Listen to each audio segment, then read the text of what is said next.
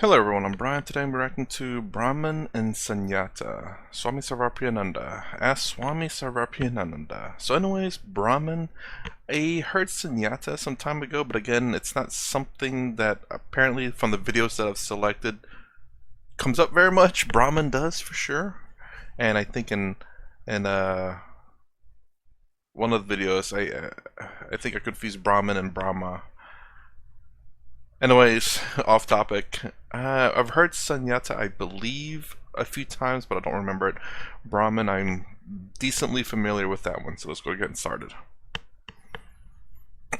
Tell us your name and ask the question. Thank you, Swamiji. My name is Girish, and you've talked about the parallels between Advaita Vedanta and Madhyamaka, and Sunyata and Purnata being two sides of the same coin, essentially. But I'm wondering about the concept of dependent origination. How does that map into Advaitic concepts or paradigms? Or It's a big question, and I'll give you a short answer to it. Why I said big question, I'm reminded of a similar question I had asked to a right person too. He was the head of one of the four great orders of Tibetan monasticism. There is the Gelugpa, which is headed by the Dalai Lama, but there is the Sakyapa, there is the Kagyupa, and there's the Nyingmapa, the Nyingma tradition. So the Sakya tradition, their main monastery in India is near our monastery near Dehradun in India. So it's within walking distance. There's a huge Tibetan monastery there. And I went there and I met the head of the Sakya lineage at that time, called the Sakya Trizin, who has passed now. Now the next person is in charge now. But I met the earlier one. And there was a long queue of people waiting to take his blessings. I was a newly minted monk from the Ramakrishna order. So I was in the queue. And when my turn came up, so there's this very powerfully built, he's big and with tremendous charisma. You can see the power radiating of this person. Mostly they were Tibetans and a few Indians, and I was there in that line also. So when I went up to him, mostly people were asking for worldly blessings, and somebody wanted this or that, and he would give them, he would bless them. Now I had a question, same question that Girish had. What is the connection between, what is the relationship between Brahman and Shunya, the emptiness, and the Purnata of Advaita Vedanta and Madhyamaka? What is the relationship? Real quick, before it gets into this one, is it okay to just ask for a blessing without anything else? Just a blessing? I'm curious because I was thinking, like, if I were to go up there, what would I want? I mean, world peace is kind of like, I think everyone asked for that, so far hasn't worked out. No more starving people. I'm sure people asked for that. Don't think that's worked out. So I was thinking, like, well, maybe success. It's like, well, I don't really want a blessing for success because I'll just work upon that. That's something I could just work and do. And so I was like, can you just get a blessing for blessing's sake? I guess. I don't know. Is that a thing that you can do? I don't know what that would entail though. But I was just again, like I said, my mind just does random things, and I usually, if scenarios come up, I put myself into it. That way, I will think, what would I do in that scenario? If I was this person, if I was that person, like that's how my mind works. And then it's talking about the line and people asking for worldly stuff, and I was thinking, it's like, what would I ask for? Stop coughing. There we go. Well, I mean, like, can you just ask for just to be blessed, I guess? I'm assuming I don't know if you have to ask for something. Could you just ask to be blessed, I suppose? Brahman and emptiness. I said who I am, and then I asked the question, I bowed down to him. He looked at me and he smiled. And he said, big question, no time.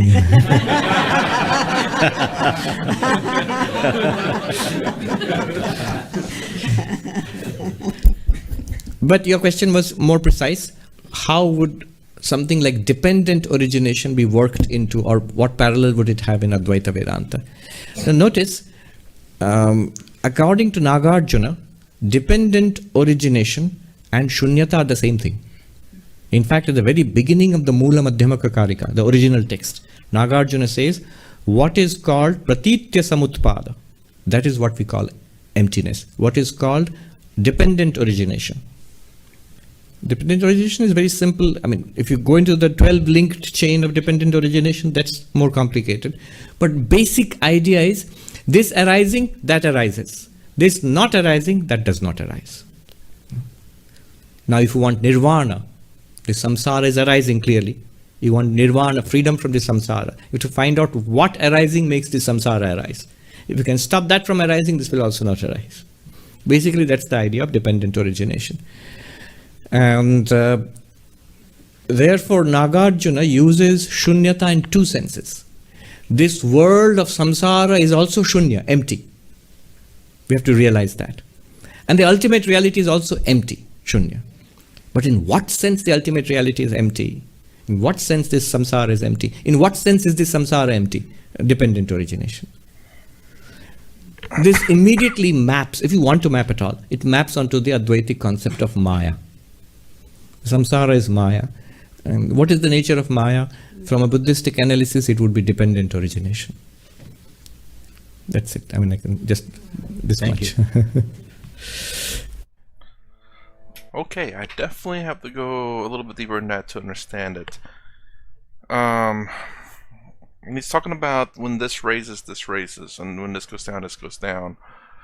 I'm assuming when you're trying to escape Maya, Maya becomes has more of a hold on you.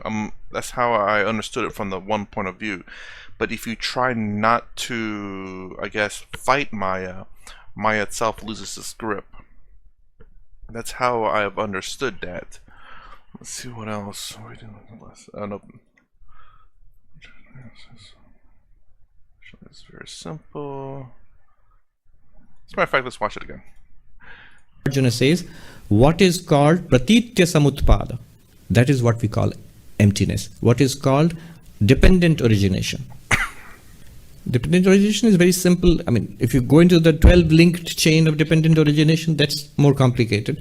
But basic idea is this arising, that arises. This not arising, that does not arise.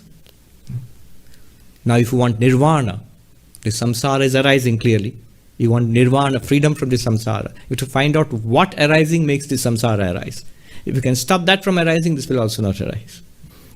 That's where I got that idea. It's like, so it's something that you want arises, samsara arises. But maybe it's like desires in the world, the wants in the world. When you have wants and desires in the world, samsara rises. Perhaps that's what it means. But also maybe what I said also could make sense, I suppose.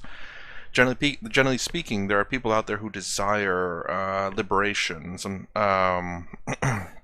liberation, and they try so hard, but they're missing. I think they generally miss the point because they're so.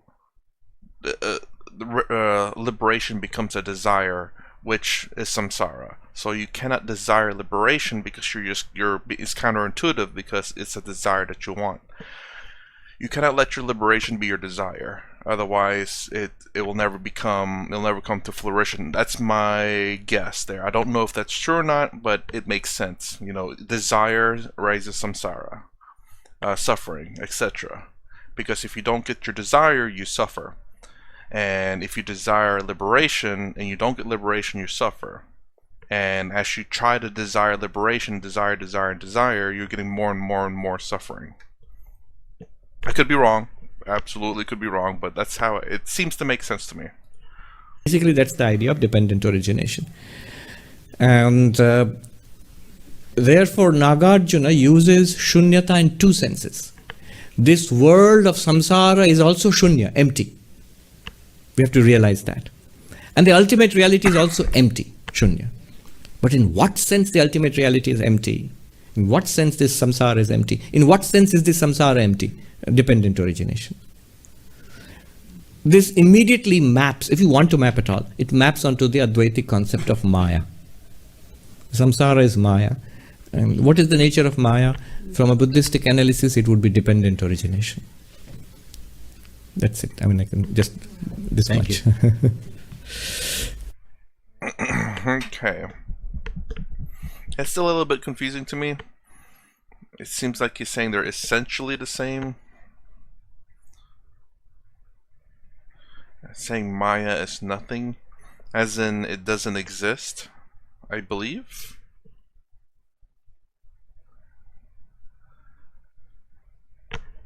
Anyway, so you got my my reaction on this.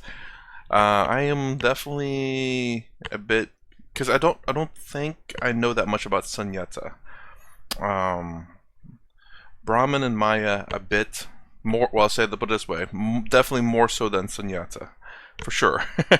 Because again, seems studying very much more so with Advaita Vedanta, which is something that I strongly follow. Well, I'll say that I follow, and that seems to make a lot of sense. Now, whether I strongly follow it, that's a different story. I am following it to some degree. How strongly, I don't know. So that's my reaction to Brahman and Sunyata. Swami Sarvapriyananda. If you like my content, please consider subscribing. Thumbs up, thumbs down down below. Thanks for watching. I'll see you in the next vid.